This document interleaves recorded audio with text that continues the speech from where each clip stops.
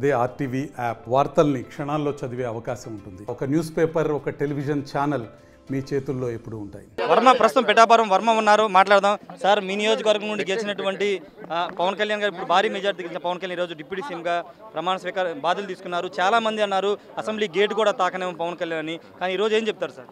Gate తన్నుకునే లేరు కదా, తాకనేయడం ఏంటి? అది ఆవిడ పిచ్చి, ఆవిడ చెప్పుద్ది. ఆవిడకి రోజాకి ఏం పని ఉంది, సబ్జెక్ట్ తెలియదు, ఏమీ తెలియదు. ఒక మనిషిని తక్కువ చేసి మాట్లాడడం తప్పితే ఇవాళ ప్రజలు, పిఠాపురం ప్రజలు ఏం చెప్పారు?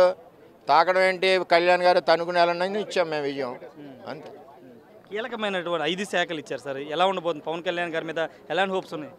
అంటే ఈ రాష్ట్రంలో ఉన్న సమస్యలు, గ్రామాల్లో ఏదైతే ఆయన సమస్యలు లేవనెత్తారో ఆ సమస్యలకు అనుగుణంగా ఈరోజు మరి ఆయనకి శాఖలు, కీలక శాఖలు రావడం కూడా అదృష్టమే.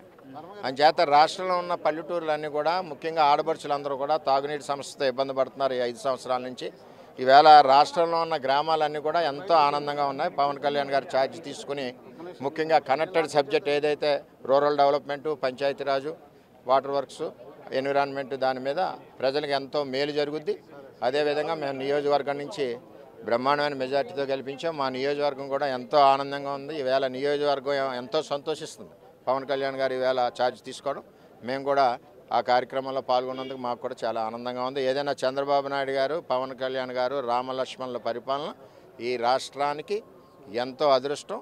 రాష్ట్ర ప్రజలందరూ కూడా వారి యొక్క సమస్యలన్నీ వీళ్ళిద్దరి చేతిలో పెట్టి ఎంతో ప్రశాంతంగా ఈ రాష్ట్రం అంతా కూడా ఉందని చెప్పి తెలియజేస్తున్నారు. మీ నియోజకవర్గానికి గెలవగానే అభివృద్ధి పనులకు సంబంధించి మీరు కొన్ని అడిగారు, బాబు గారిని కలిసారా నియోజకవర్గం పిఠాపురం గురించి? మా నియోజకవర్గానికి పనులు ఇబ్బంది ఉందండి. ఒక ముఖ్యమంత్రి ఓ పక్కన డిప్యూటీ సీఎం, పనులు లేక ఖాళీగా ఉండి పరిస్థితి వస్తామని నాకు భయంగా ఉంది.